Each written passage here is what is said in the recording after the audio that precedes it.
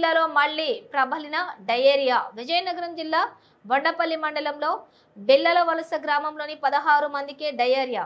విజయనగరం జిల్లా బొండపల్లి మండలం బిల్లల వలస గ్రామంలో ప్రబలిన డయేరియా. వైద్య సిబ్బందిపై మండిపడ్డ వైద్య శాఖ జిల్లా అధికారి డిఎం&హెచ్ఓ. 4 రోజుల నుంచి డయేరియా బారిన పడిన రోగులకు ఎటువంటి చికిత్సలు అందించారు అంటూ వైద్య సిబ్బందిపై మండిపడ్డ అధికారి. పారిశుద్ధ్య లోపం వల్ల ప్రబలిన డయేరియా.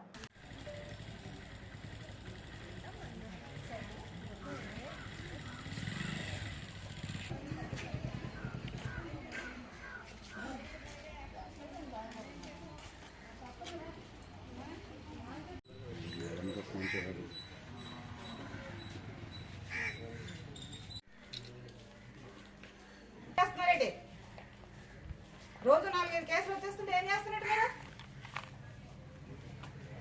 మీరు చేసే అన్ని కూడా గ్రూప్ మాస్. ప్రతి ఇంటికి వెళ్ళి అమ్మ నీ బిందు నీళ్ళల్లో ఈ క్లోరిన్ టాబ్లెట్ వేసుకో, ఇన్ని నీళ్ళకి ఇన్ని టాబ్లెట్ వేయాలి, నువ్వు చేయాలి కదా. రెప్పించు మెడికల్ సార్, రెప్పించు పిహెచ్డీకి ఉంటాయి. 17 తారీఖు నుంచి ఇష్యూ వస్తుందండి. ఏం చేస్తున్నారు మీరు అక్కడ? సూపర్వైజర్స్ ఎవరు చెప్పారు? 18 రియాక్ట్ అయ్యారు. మీరు ఎలా రియాక్ట్ అయ్యారు? సూపర్వైజర్స్